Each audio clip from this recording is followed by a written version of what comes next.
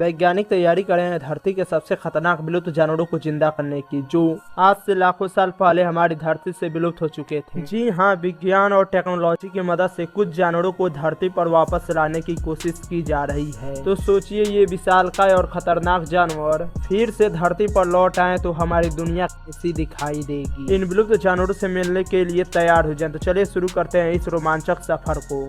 Woolly mammoth धरती के सबसे बड़े और ताकतवर जीवों में से एक हुआ करते थे। ये विशालकाय हाथी अपने शरीर पर घने ऊनी बाल और लंबे घुमावदार दांतों के लिए जाना जाता था। लगभग 10,000 साल पहले हाथी की ये प्रजाति क्लाइमेट चेंज और इंसानों के द्वारा ज्यादा शिकार किए जाने के कारण विलुप्त हो गई। इसलिए आज के समय में इसे किस्से और कहानियों में ही याद किया जाता है। लेकिन जरा सोचिए, क्या होगा अगर ये जानवर फिर से धरती पर लौट आए। यह बहुत ही चौंकाने वाली बात है, लेकिन इसमें कहीं ना कहीं थोड़ी सी सच्चाई तो जरूर है। दरअसल वैज्ञानिकों ने इस दिशा में कार्य शुरू कर दिया है। जी हाँ, वैज्ञानिकों को आर्कटिक टुंड्रा के बर्फीले इलाकों में वूली मैमथ के अवशेष मिले हैं। वैज्ञानिकों का कहना है कि हम इसके फसल से डीएनए को सफलतापूर्वक निकालकर वर्तमान में मौजूद एशियाई हाथियों के साथ इसके डीएनए को यूज करके फिर से जानवर को जिंदा करने की कोशिश किया जा रहा है। हाथी की मदद से जन्मे इस जानवर का नाम मैमोफेंट रखा जाएगा। वूली मैमथ को वापस लाने का उद्देश्य विज्ञान के चमत्कार को दिखाना नहीं है, बल्कि इसे वापस लाकर आर्कटिक टुंड्रा के पारिस्थितिक तंत्र को पुनर्जीवित करना चाहते हैं।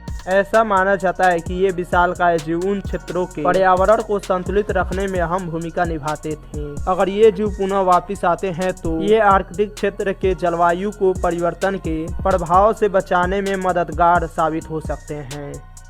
विलुप्त जानवरों के लिस्ट में सेबर टूथ टाइगर का नाम भी शामिल है, जो दिखने में टाइगर की तरह लगते थे, लेकिन ये टाइगर से विशाल और खतरनाक होते थे। इनका वजन 100 से 200 किलोग्राम तक होता था। वहीं इसकी लंबाई की बात की जाए तो ये लगभग 13 फीट लंबे होते थे। इनका ताकतवर शरीर इस बात का सबूत था कि ये बड़े से बड़े जानवर को भी आसानी से काबू कर सकते थे। ये ऊंट जैसे जानवर को भी अपने बस में कर सकते थे। इतना ही नहीं, इसके पास टाइगर की तरह 2 मजबूत दांत भी हुआ करते थे, लेकिन आज के टाइगर के मुकाबले इनके 2 दांत काफी बाहर निकले होते थे, जिनका साइज लगभग 1 फीट के आसपास हुआ करता था, और यही लुक इन्हें बेहद खतरनाक बनाता था। हालांकि लगभग 11,000 साल पहले इस धरती से विलुप्त हो चुके थे, लेकिन अब जाकर वैज्ञानिकों को इनके फसल से डीएनए निकालने में कामयाबी मिल चुकी है, जिससे लेकर इनके रिक्रिएशन की भी खबरें आ रही हैं। हालांकि अब तक इसके बारे में कोई पुख्ता सबूत नहीं मिले हैं।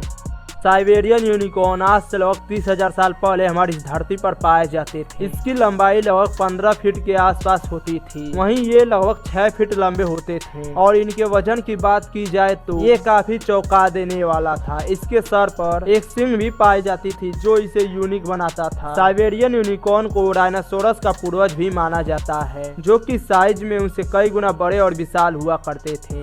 वैज्ञानिकों का कहना है कि इस जानवर को भी पुनः धरती पर वापस लाने की तैयारी की जा रही है।